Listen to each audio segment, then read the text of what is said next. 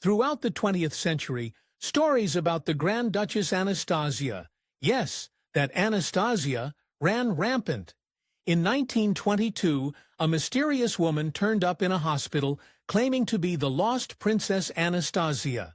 The youngest Romanov girl was long thought dead, but when the family visited, they were chilled to the bone. Born into the doomed Romanov family on June 18, 1901, the Grand Duchess Anastasia's birth was an utter disappointment to her parents, Tsar Nicholas II and Tsarina Alexandra. Pressured to produce a male heir, little Anastasia was their fourth girl. This left her father so distraught that he needed to take a long walk to cool off before even seeing his wife and daughter. And Auntie Zania's exact words were, "My God, what a disappointment. A fourth girl." It was a sad beginning for Anastasia, but her troubles were only just beginning. Although a young princess, Anastasia wasn't exactly pampered or spoiled. Unless your idea of spoiled involved sleeping on uncomfortable beds without any pillows and beginning every morning with a nice cold bath, followed by some cleaning and needlework. With her startling blue eyes and blonde hair, Anastasia was known not only for her infectious charm and her prevailing sense of humor, but also her penchant for pranks. Many witnessed her tripping the servants, climbing trees, and meddling with her tutors. On one disturbing occasion, the young Anastasia hit a rock inside of a snowball and whipped it at her sister Tatiana, who herself went down like a rock. But, of course, Anastasia's rebellious nature didn't end there. Although raised behind palace walls, Anastasia had a free spirit and thought little of the trappings of beauty and royal appearances. When she was 10, old enough to know better, the princess settled into her seat at the St. Petersburg Opera House and did the unthinkable. With her flawless white gloves still on, she began indulging in chocolates. But for all her bratty inclinations, Anastasia also suffered behind closed doors. Anastasia's health wasn't always as robust as it seemed. The Grand Duchess's feet were in constant pain due to the pulsing bunions on her big toes, and because she had a very weak back, was forced to endure frequent massages, which she absolutely despised.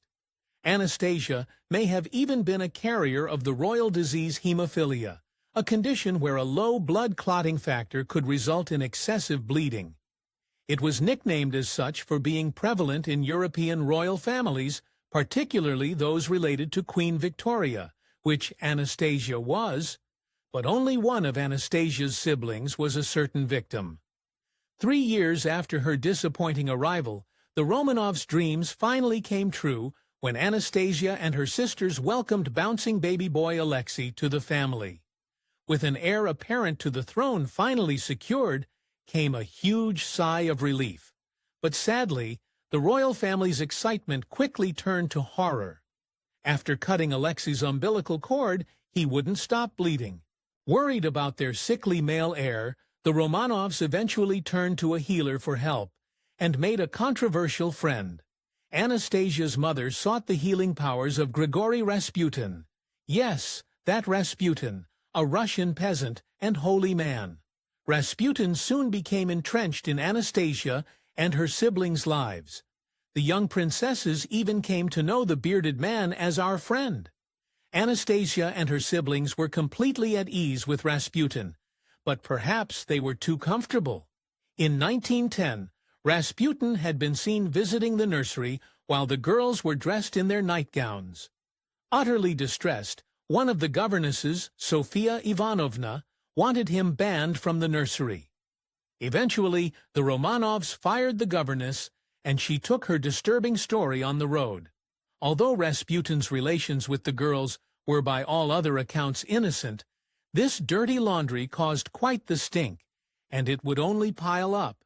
In the spring of 1910, another governess came forward, claiming that the family's good friend Rasputin had taken advantage of her. Despite all of this, there seemed to be a chasm separating the Romanovs' opinion of the holy men and these terrified governnesses' experiences. Anastasia's mother refused to believe these accusations, insisting that everything Rasputin does is holy. Eventually, even little Anastasia got caught in the middle as obscene cartoons involving Rasputin and the four Grand Duchesses began circulating. This scandal would be the last straw and forced Anastasia's father to order him into exile. But despite the many accusations against the holy man, her family didn't exactly cut all ties. In fact, they continued to support him until his murder on December 17, 1916. And Anastasia and her family all signed their names on an icon that Rasputin took to his grave. Unfortunately, the loss of Rasputin wasn't the only heartbreak the family dealt with at the time. World War I had turned Anastasia's life upside down, as it did to so many others. Too young to become Red Cross nurses, she and her sister Maria managed to contribute in their own special way by bringing her fun-loving attitude into the hospitals and playing games with the wounded officers. She certainly made a lasting impression. One of the patients in the hospital vividly remembered the Grand Duchess, most notably her bubbly nature. Felix Dell recalled Anastasia had a laugh like a squirrel, and she cast a sliver of sunshine across the shadow of loss.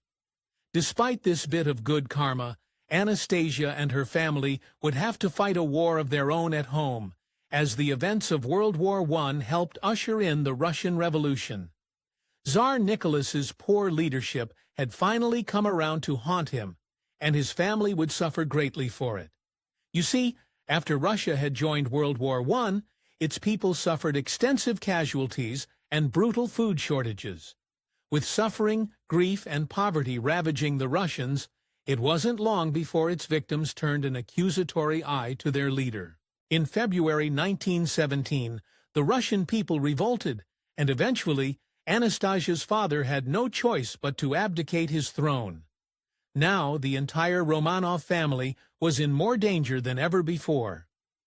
Placed under house arrest, guards tracked their every move. In such a short amount of time, Anastasia's home at the Alexander Palace had become her prison. Not only had the revolution turned Anastasia's world topsy-turvy, but in January of the same year, she and her siblings came down with a frightful case of measles. Sadly, the medicine they used to treat measles caused their hair to fall out. So, the Grand Duchesses shaved their heads bald in the spring, believing it would help their hair return. Of course, considering the chilling nature of their captivity, baldness was the least of Anastasia's worries, and beauty took a back seat to survival. With the revolution heating up and the encroachment of the Bolsheviks, the Romanovs had no choice but to evacuate. Anastasia and her family found a new home in Tobolsk, Siberia, and they lived a rather peaceful, although surveilled existence for a few months. On March 1, 1918, Anastasia lost some of her royal privileges. 10 servants promptly lost their jobs.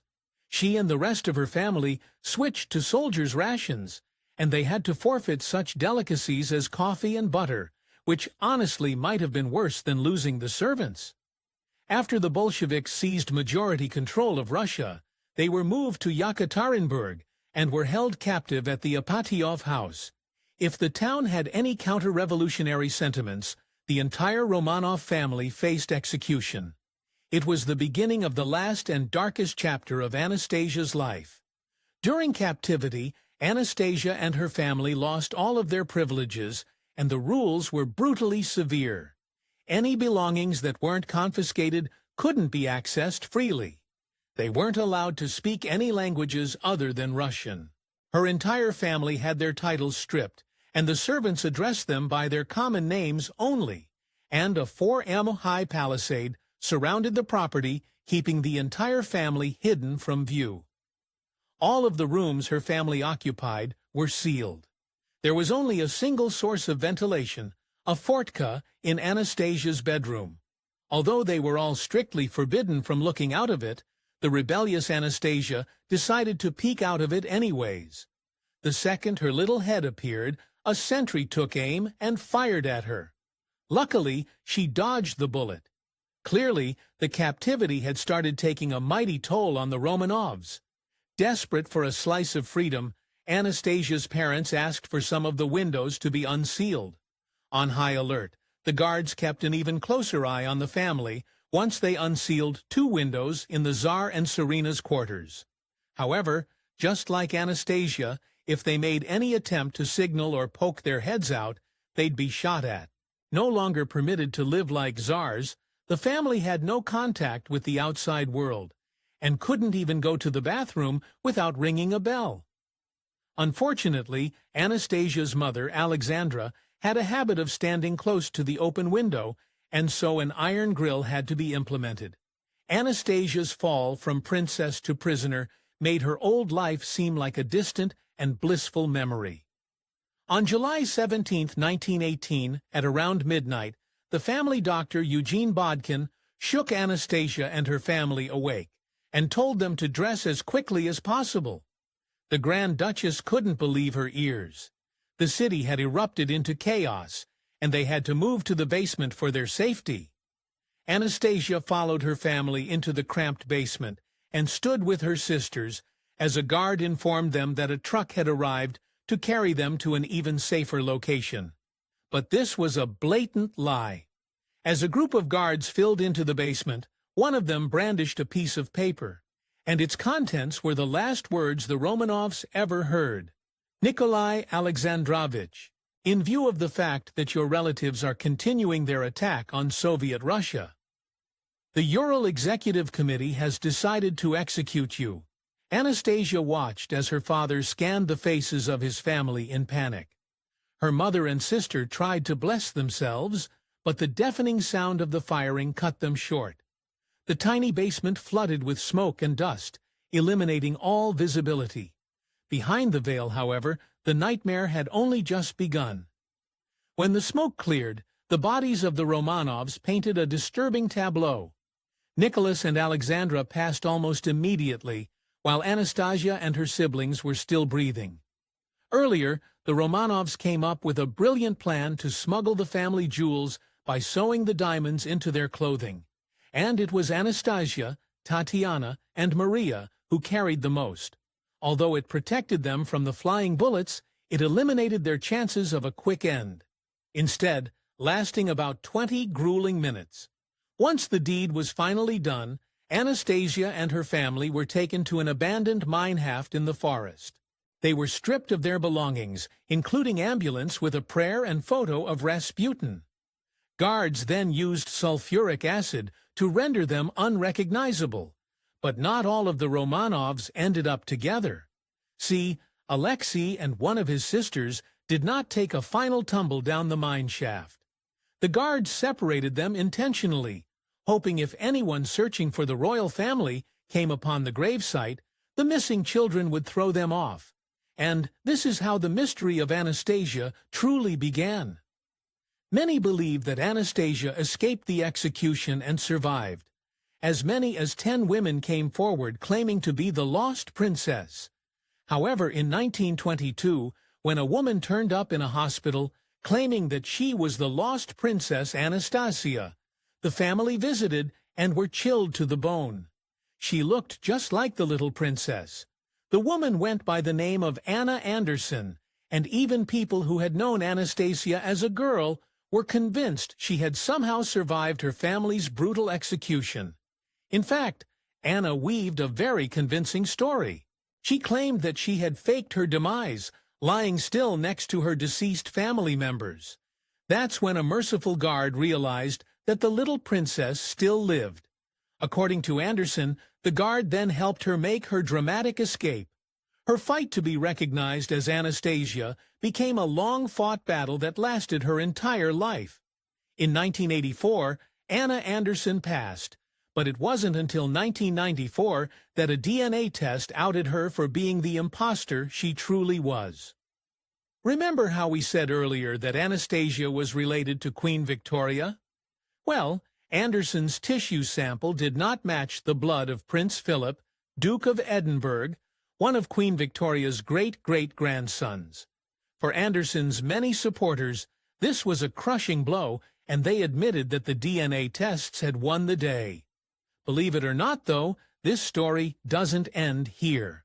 Although the Romanovs' burial site had been discovered in 1981, its location was kept a secret due to communist rule in Russia. It wasn't until a decade later that it was finally excavated. According to DNA and skeletal analysis at the time, scientists claimed that Anastasia and Alexei were the two missing Romanovs, but they were mistaken. On August 23, 2007, a Russian archaeologist had discovered two burned skeletons at a bonfire site, about 50 ft from the original mass grave. The bones belonged to a boy, no doubt Alexei, as well as a girl between the ages of 18 and 23. While Anastasia had been 17 at the time of her passing, Maria had been 19. In the end, it was Maria, not Anastasia, who had been the missing princess all along. Thanks for watching History Expose. If you love uncovering the best stories in history, hit like and subscribe to Keep Exploring with Us. Don't forget to visit our main page, Factate, for more incredible facts about everything.